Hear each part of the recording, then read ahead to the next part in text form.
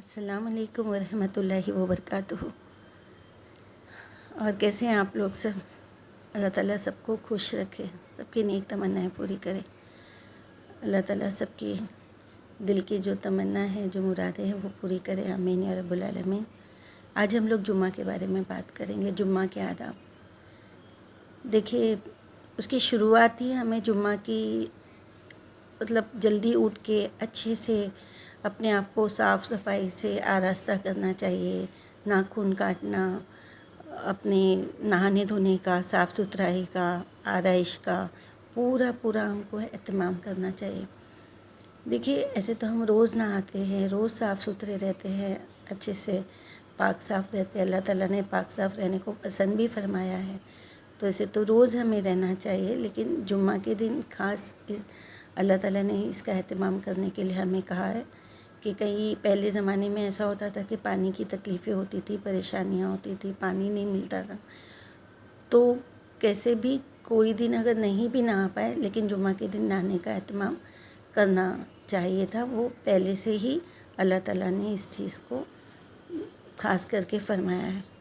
اور دیکھیے، ہم جب کچھ اچھے سے صاف ستھرے نہا دھو کے عبادت کرتے، وہ عبادت میں بھی ایک لذت آتی ہے نا، وہ ایک الگ ہی سکون ملتا ہے نا۔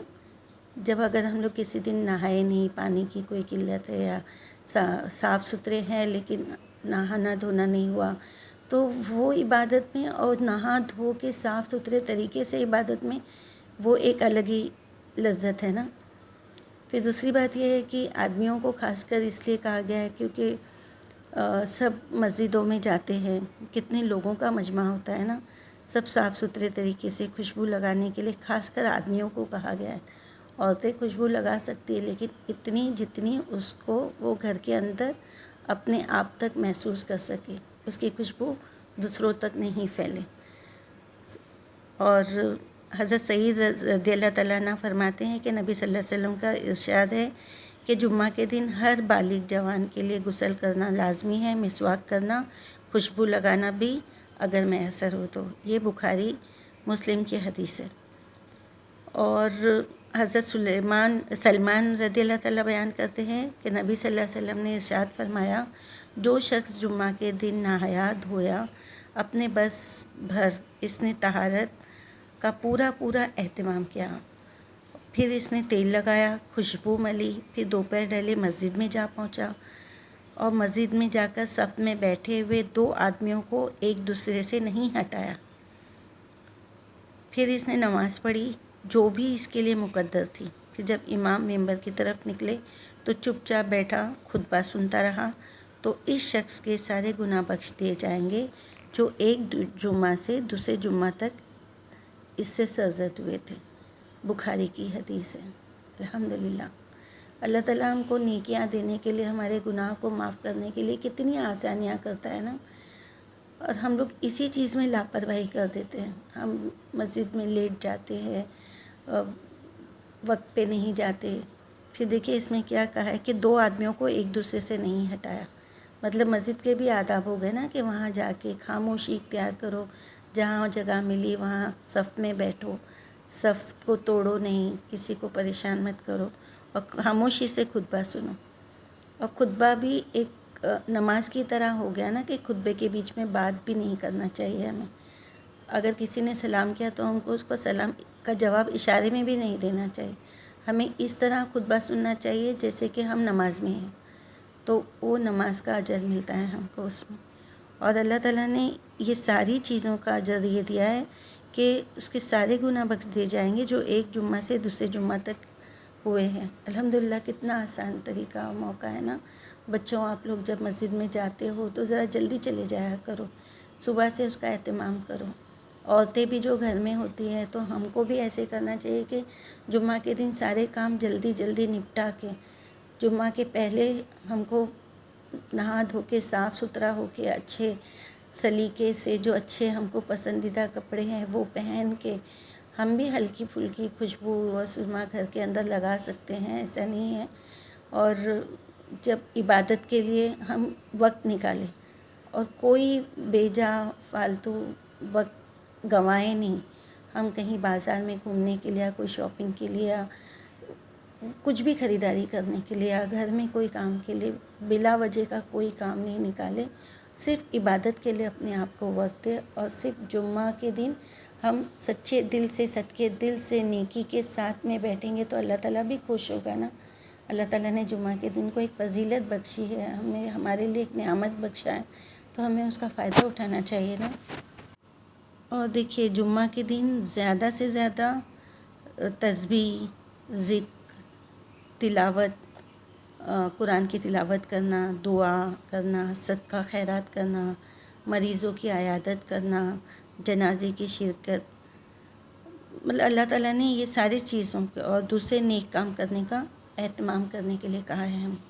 حضرت ابو ہریرہ رضی اللہ تعالیٰ عنہ فرماتے ہیں کہ نبی صلی اللہ علیہ وسلم نے ارشاد فرمایا، افضل ترین دن جس پر سورج طلوع ہوا وہ جمعہ کا دن ہے۔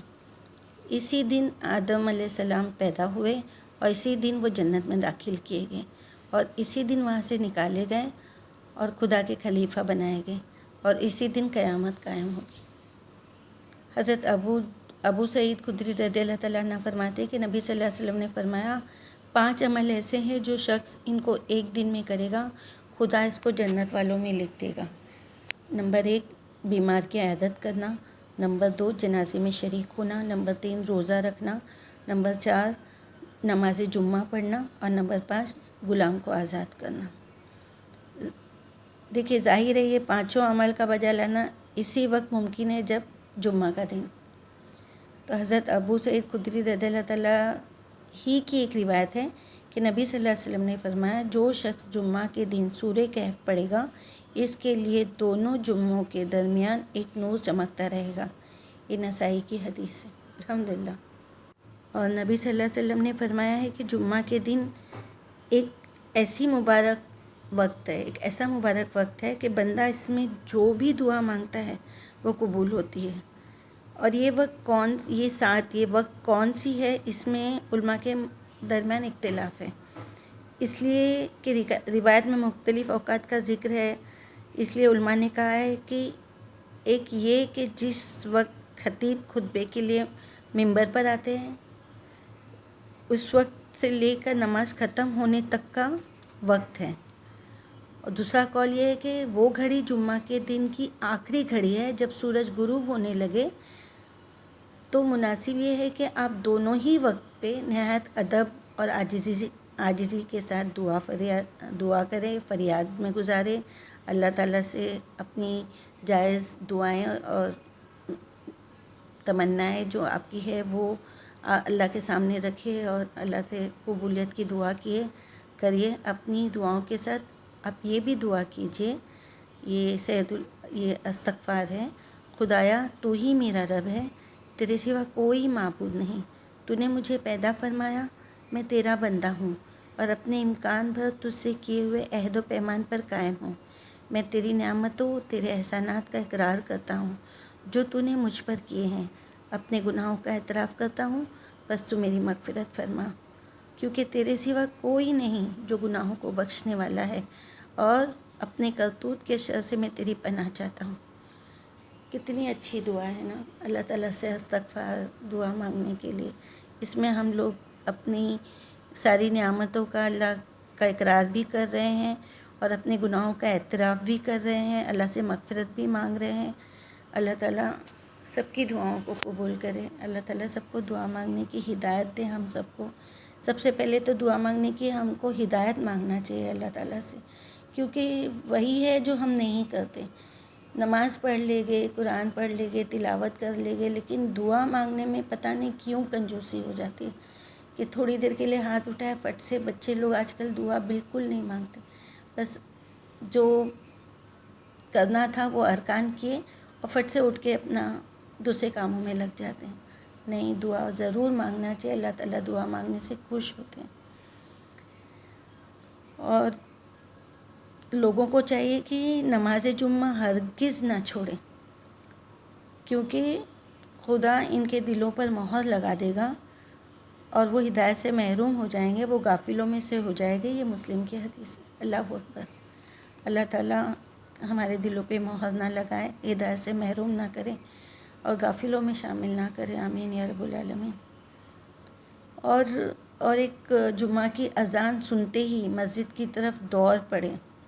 کاروباری اور دوسری مشغولیتیں سب کو بند کر دیجیے. پوری یکسوئی کے ساتھ خطبہ سننے، نماز ادا کرنے میں مشغول ہو جائے اور جمعہ سے فارغ ہو جائیں تو پھر کاروبار میں لگ جائیے. یہ سب سورہ جمعہ میں اللہ تعالیٰ نے فرمایا ہے. آپ سورہ جمعہ پڑھیں گے تو اس میں دیکھیے یہ پوری باتیں ہیں.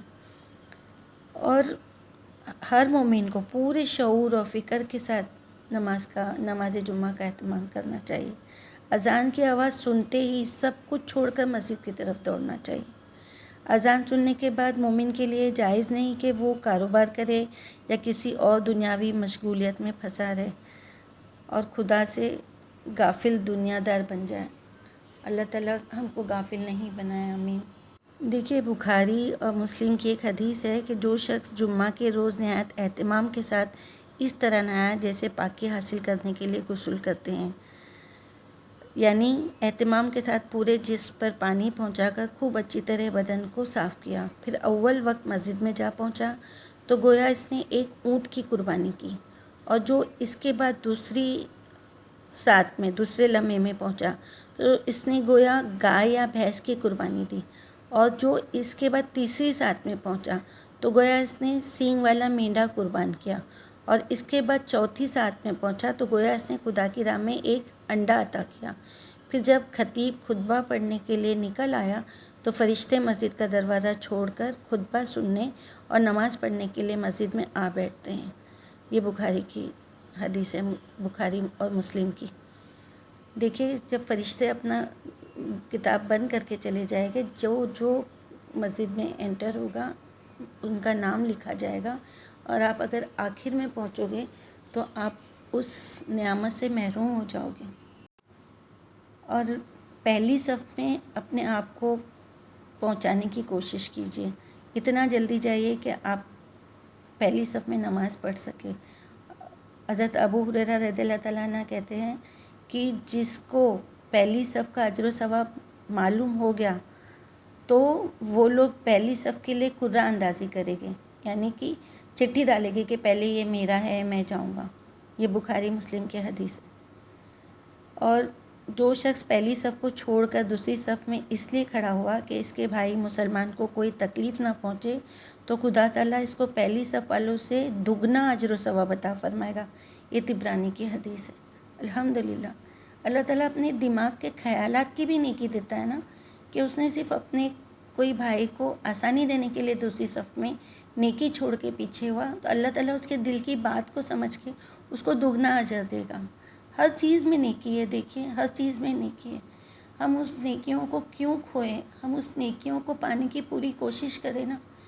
اللہ تعالیٰ ہمارے بچوں کو، ہم سب کو نیک، ہر مومن مسلمان کو نیک توفیق عطا فرمائے. آمین. اور دیکھیے جمعہ کے دن کثرت سے نبی صلی اللہ علیہ وسلم پر درود سلام بھیجنے کی خصوصی کوشش کیجیے. نبی صلی اللہ علیہ وسلم کا ارشاد ہے کہ جمعہ کے دن مجھ پر کثرت سے درود بھیجا کرو. اس روز درود میں فرشتے حاضر ہوتے ہیں اور یہ درود میرے حضور میں پیش کیا جاتا ہے.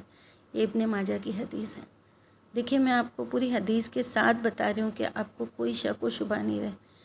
ویسے بھی یہ اتنی درود شریف کی اتنی فضیلت ہے کہ 10 نیکیاں مل جاتی ہے، 10 گناہ معاف ہو جاتے ہیں، اور وہ ہم جب بھی پڑھیں گے وہ سیدھے آپ صلی اللہ علیہ وسلم کے لیے پہنچتے.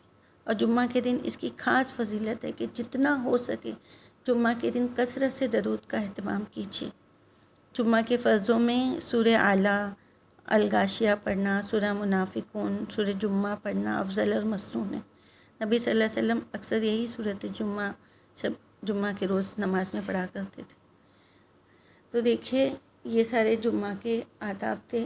اللہ تعالیٰ ہم کو ہر جمعہ کے دن اور جمعہ کے بعد بھی نیکیاں کرنے کی توفیق دیں. لیکن جمعہ کے دن جب اللہ تعالیٰ نے ہم کو، جیسے ہم کو ملتا ہے نا کہ یہ چیز دیکھو سیل میں مل رہی ہے، جتنا چاہیے اتنا تم کو ملے گا، جیسے رمضان مبارک میں ہر چیز کا بڑھ چڑھ کے اجر ہے، اسی طرح جمعہ کے دن بھی درود پڑھنے کا، نہانے دھونے کا، اس کا بھی ثواب ہے. نہانے دھونے کے لیے بھی، ناخن کاٹنے کے لیے بھی، سب خوشبو لگانے کے لیے بھی، ہر چیز کے لیے اللہ تعالیٰ نے آپ کو اجر دیا ہے.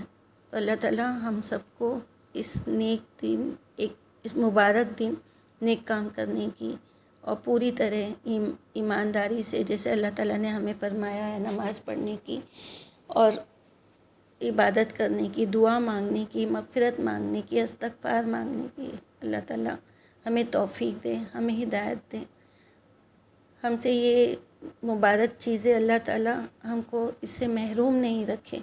اللہ تعالیٰ ہم کو اس کے اندر اتنا مشغول کرے کہ ہم دنیا سے ہٹ کے صرف اللہ کے ہو کے رہ جائے. اللہ ہم کو تیرے پیارے بندوں میں شامل کر دے. اللہ تعالیٰ ہم تیرے نیک بندوں میں شامل ہو جائے. اللہ تعالیٰ تو ہم کو اپنے نیک بندوں میں شامل کر کے ہم کو ہدایت دے کہ اللہ تعالیٰ تو نے جس چیز میں نیکی لکھا ہے ہم وہ ساری چیزیں کرے اور تو ہم سے راضی ہو جائے اور تجھ کو راضی کرنے والے بن جائے. آمین یا رب العالمین.